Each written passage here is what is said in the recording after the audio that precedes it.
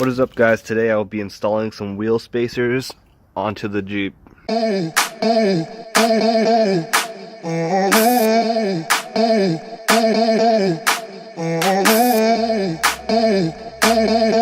Cool, so here's how the wheel spacers look right out of the box. It is hub centric, and that's the one that you want. If it's not hub centric, then it's dangerous. That's it, nothing else. Only buy hub-centric wheel spacers or you're going to regret it. Also, a disclaimer, I'm not saying that I am a professional at installing these. I watched a lot of other videos and done a lot of research online on how to properly install this. I'm going to install it from my knowledge. A lot of people do it differently, but I'm just going to show you how I am going to do it. The thing is, I need to rotate my tires anyway, so I'm going to take off all of these tires and just rotate them. I might as well just put on the spacers since I'm rotating them. So once you take off your tire, all you're gonna want to do is clean up all of this. I don't have a little sanding tool for that. I just have this, so I'm just going to be using this and cleaning it up before doing anything. So do that first. So this is the back of the whole Jeep. As you can tell, it's the drum brake. So I cleaned everything already as best as I could with a wire brush. And now you're going to want to put on your spacer. And I'm going to be using blue Loctite on the lugs, not red like a lot of people do. Just in case I really want to take off my tires, I can. Before I even think about putting this wheel spacer onto here, I'm going to be using some anti-seize just in case, like I said, in the future if I want to take it off, it's not going to be stuck on here. On the back of this side, I'm just going to cover it with this, with a light coat, not too much. That is how it looks. Now I'm just going to be putting this on here. After I put that on there, I'm going to be using this, the nuts that it came with, and I'm going to be putting it in these holes, not this one. This one is where you're going to use your original lug nuts. So yeah, just put them on. I'm going to dab this with a little of that blue Loctite, just put it in the middle of this, and I'm just going to screw it on in there. Once you have it in there, I'm just going to get this and screw it in.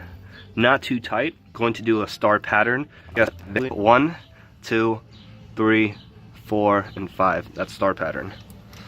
So yeah, just do that. But yeah, dab it first and do that. So once you have it in there, you're going to want to torque it down with a torque wrench. You do not want to use anything else. And I will be using on the setting of 100 foot-pounds. And just torque it down to when you hear it clicks. Click, click, click, click. Cool, so I just did the torquing and it made that torque sound. So now I'm just going to put back on my tires and I'm just going to torque that down too. But this time, I'm not going to be using the blue Loctite. So this is the last wheel spacer for the Jeep. I already did that one. As you can see, it pops out a little bit, and here's this one. So I just got to tighten it down right now. It's a little hard unless you want to use like a crowbar to like tighten it, because this wheel is going to spin. So I'm just going to get someone to press on the brakes. You'd probably want to get someone to press on the brakes too, just because the brakes will, you know, it'll just stand still, and then you could torque it down to spec. I'm torquing it to 100 pounds per foot. I mean foots per pound, like I said before. But yeah, just gonna do that and everything should be good. So here's how it looks before.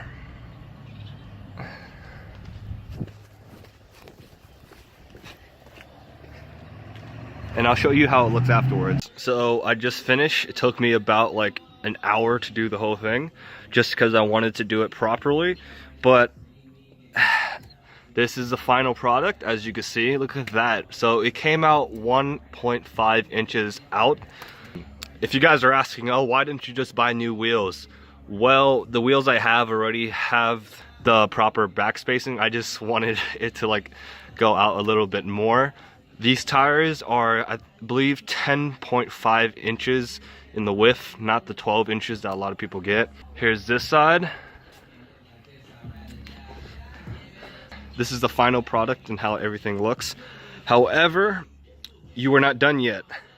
You want to drive this for around, like, you know, 10 miles or up to 100 miles, I've heard before, just to test it out.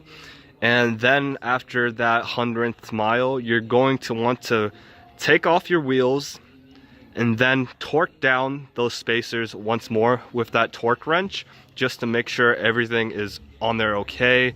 You want to check for cracks on the spacers, if there's cracks or anything. You just want to like check for anything that's weird. And it might be that you have to do an alignment. So if I do feel like I need an alignment, I will do that, and I will make a video on that too.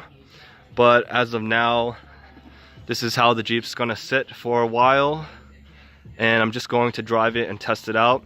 I know that it's going to be a lot of stress on my bearings or in my whatever axles, but I think that's worth it. I don't do any crazy hard off-roading. It's very mild, so I don't think I'm gonna break anything, even with this Dana 35. Very weak, but who cares? Yeah, so this is how it looks. I think it looks nice. Let me show you the back of it from the front. And that's how that looks. Thanks for watching. If you guys have any questions about these wheel spacers, hit me up down below with any questions and I'll be happy to help you guys out. I took my time on this. It took like an hour. That's also because I had to rotate my tires. Take your time on it. You don't want to play around with wheel spacers. I've seen a lot of videos with them gone wrong. So there's a big debate online, like on the Jeep forums, on why people put red thread locker instead of blue. Well, I've heard that since a lot of kits do come with the red one because it's basically a method for the company not to get sued. Let's say some guy, some JK owner bought some wheel spacers and they don't really know much about maintaining their car, so they just want to put it on. So if they use the red thread locker, their spacer is going to stay there for a long time. Even if the wheels falls off, the spacer will stay in there and the company will not get sued. Basically, you technically do not need the red thread locker if you are going to maintain your Jeep all the time, you know, just check up on things. But if you're a lazy owner and you don't really have tools or don't have the knowledge to do anything, then yeah, red thread locker would probably be best for you. But for me, I just used the blue one just because I wanted some insurance, but I also didn't want to use the red one. And I also heard that some people don't use thread locker, and I mean, that's up to them. But yeah, thanks guys. Ask any questions down below, and thanks for watching. Peace.